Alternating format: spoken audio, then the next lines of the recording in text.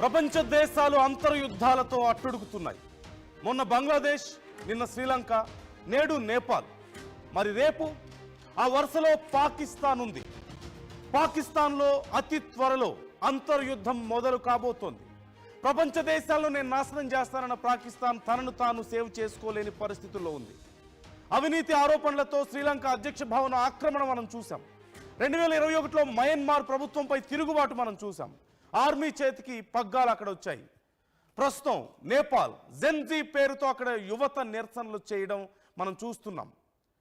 ఎంత గందరగోళ పరిస్థితులు ఉన్నాయో మనం చూస్తున్నాం. ఈ నేపథ్యంలో నెక్స్ట్ ఈ లిస్టులో ఏ దేశం ఉంది అనే ప్రశ్న వస్తే ఖచ్చితంగా పాకిస్తాన్కు ఇదే గతి పట్టబోతుందా? భారతదేశం మీద అణుబాంబులు వేస్తామని బెదిరిస్తున్న పాకిస్తాన్ తనని తాను రక్షించుకోలేని పరిస్థితుల్లో ఉందా?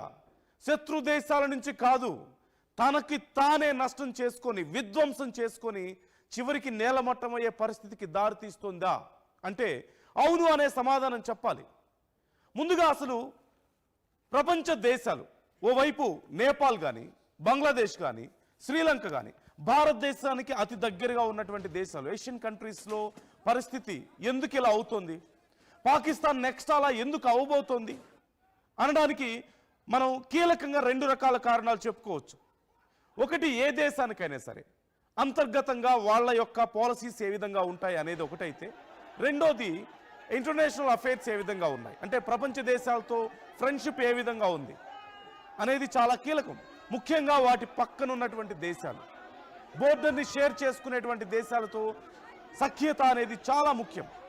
సో ఇప్పుడు ఈ దేశాల్లో శ్రీలంకలో కానీ, బంగ్లాదేశ్లో కానీ, ఇప్పుడు చూసినట్లయితే నేపాల్లో కానీ ఆయా దేశాల్లో పరిస్థితులు ఎంత దుర్భరంగా ఉన్నాయి. దానికి 2 రకాల కారణాలు మనం చూడొచ్చు. ఓవైపు ఇంటర్నల్గా ఉన్నటువంటి అవినీతి పెరిగిపోవడం, నాయకులు ఎవరైతే పాలకులు ఉన్నారో వాళ్ళ అవినీతి పెరిగిపోవడం. రెండోది, ముఖ్యంగా మన ఏషియన్ కంట్రీస్లో భారతదేశం ఇప్పుడు విశ్వగురువుగా ఎదుగుతున్న తరుణంలో, డెవలప్డ్ నేషన్స్ పక్కన అతి త్వరలో కూర్చోబోతున్న తరుణంలో, టాప్ 5లో మనం ఉండబోతున్నాం. ఇలాంటి తరుణంలో భారతదేశం లాంటి దేశాలతో కాకుండా పాకిస్తాన్ లాంటి దేశాలతోనో, చైనా లాంటి దేశాలతోనో ఫ్రెండ్షిప్ చేయడం వల్ల ఎలా నష్టపోతున్నాయి, ఈ 2 విషయాలే ఇక్కడ చాలా కీలకంగా మారాయి. ఒకసారి ప్రజెంట్ నేపాల్లో ఉన్నటువంటి పరిస్థితిని మనం చూస్తున్నాం. నేపాల్లో మనం చూడొచ్చు, అక్కడి అధ్యక్ష భవనంలోకి చొచ్చుకుపోయి అక్కడున్న వాళ్ళని చివరికి ప్రాణాలు తీస్తున్నటువంటి పరిస్థితి మనకు కనిపిస్తుంది.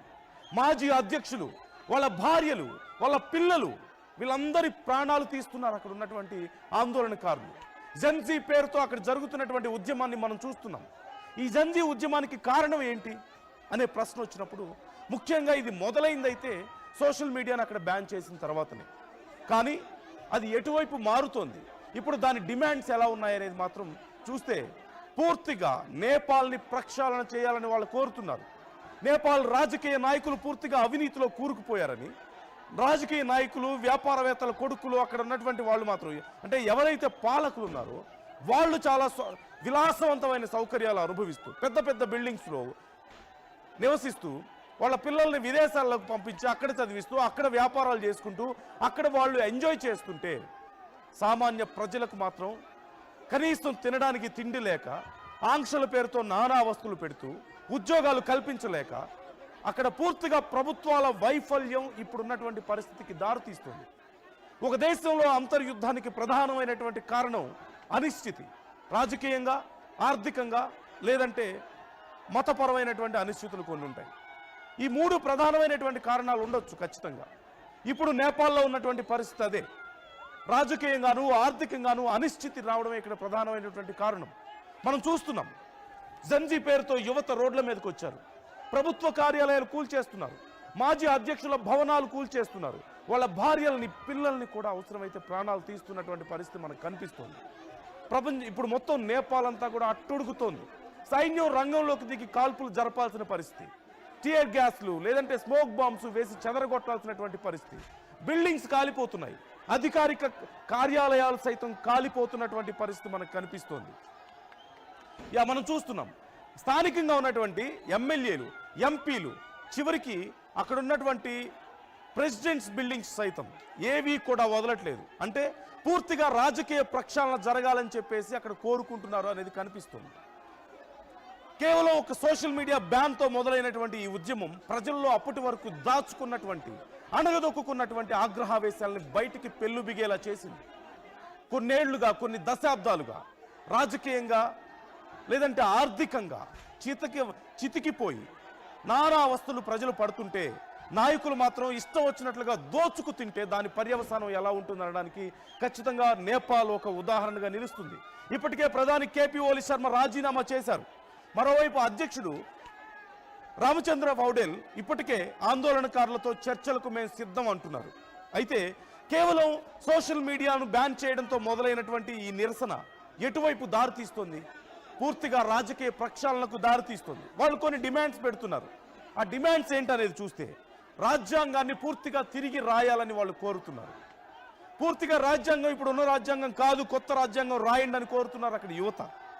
3 దశాబ్దాల రాజకీయ పార్టీలన్నింటినీ కూడా వాళ్ళు సాగించినటువంటి ఈ అవినీతికి సంబంధించి వాళ్ళు చేసినటువంటి అవినీతికి, గత 3 దశాబ్దాల్లో పాలించిన రాజకీయ పార్టీల అవినీతి మీద దర్యాప్తు చేయాలని వాళ్ళు కోరుతున్నారు.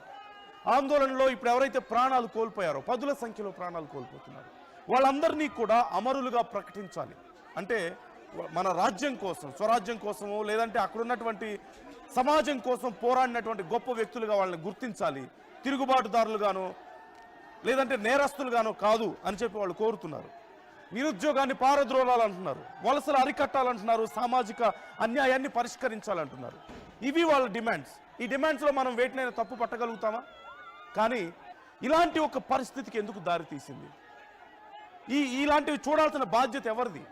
రాజకీయ నాయకులకు లేదా?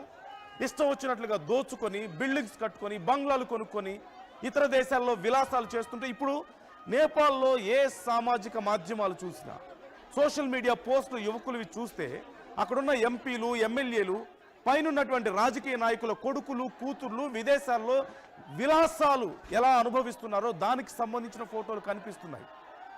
ఎలా వాళ్ళు అక్కడ ఎంజాయ్మెంట్లో మునిగి తేలుతున్నారో, లక్షలకు లక్షలు కోట్లు ఖర్చు చేస్తూ ఎంత విలాసవంతమైన జీవితం గడుపుతున్నారో దానికి సంబంధించిన ఫోటోలే అక్కడ కనిపిస్తున్నాయి, దానికి సంబంధించిన వీడియోలే అక్కడ కనిపిస్తున్నాయి.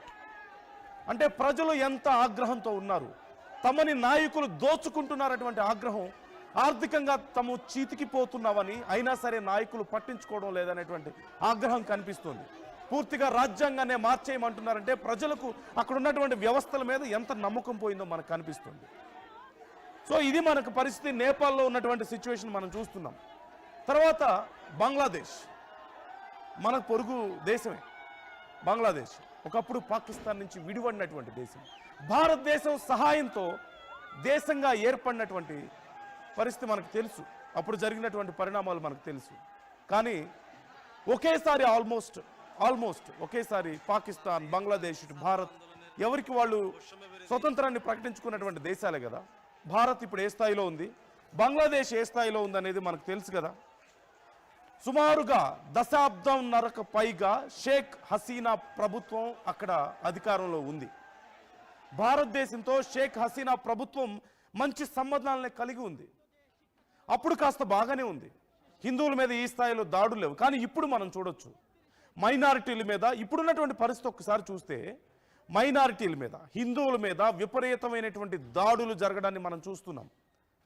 అక్కడ ఉన్నటువంటి హిందువులు చస్తూ బ్రతుకుతున్నారు. ఎప్పుడు ఏ క్షణంలో ఎవరు వచ్చి దాడి చేస్తారు? ఒక రాజకీయ నాయకుడి యొక్క కుటుంబ సభ్యులు అక్కడ ఉన్నటువంటి హిందువుల్ని రోడ్ల మీదకు లాక్కొచ్చి చిత్రవద చేసి, చిత్రహింసలు చేసి ప్రాణాలు తీస్తే అక్కడ హిందువులు మాట్లాడలేని పరిస్థితి, అక్కడ మైనారిటీలు మాట్లాడలేని పరిస్థితి. బంగ్లాదేశ్లో ఇది పరిస్థితి. ఇంత విచ్చలవిడితనం, ఇంత హింస సమాజంలో పేటరేగిపోతుంది. కారణం రాజకీయ నాయకుల వైఫల్యం. షేక్ హసీనా ఉన్న సమయంలో కూడా ఇలాంటి ఒక తిరుగుబాటు జరగడం, షేక్ హసీనా భారతదేశానికి వచ్చి భారతదేశంలో ఆశ్రయం పొందడం మనకు తెలిసిందే. ఆ తర్వాత తాత్కాలికంగా అక్కడ ఏర్పడినటువంటి ప్రభుత్వం, ప్రొఫెసర్ యూనస్ ముఖ్య సలహాదారుగా ఉండడం, ఆయన అన్ని తానై చూసుకోవడం, ప్రపంచ దేశాలు తిరగడం, ప్రపంచ దేశాధినేతలతో భేటీ అవ్వడం, బంగ్లాదేశ్ను మళ్ళీ తిరిగి ఒక స్టేబుల్ కండిషన్కు తీసుకొచ్చే ప్రయత్నం చేస్తున్నారు. కానీ అవన్నీ సక్సెస్ అవుతున్నాయా? అవ్వడం లేదు. తిరిగి అదే హింస కొనసాగుతుంది. ముఖ్యంగా షేక్ హసీనా ప్రభుత్వం దిగిపోయిన తర్వాత బంగ్లాదేశ్లో హింసాత్మక కార్యక్రమాలు పెరుగుతున్నాయి. మైనారిటీల మీద, హిందువుల మీద హింస చెలరేగుతోంది. ఇళ్లల్లోకి వెళ్ళి ఆడవాళ్ళ మీద, చిన్నపిల్లల మీద, అందరి మీద దాడులు జరుగుతున్నా సరే అక్కడ ప్రభుత్వం ఏమీ చేయలేకపోతుందంటే పరిస్థితి ఎలా ఉందో మనకు అర్థమవుతుంది. మరొకటి,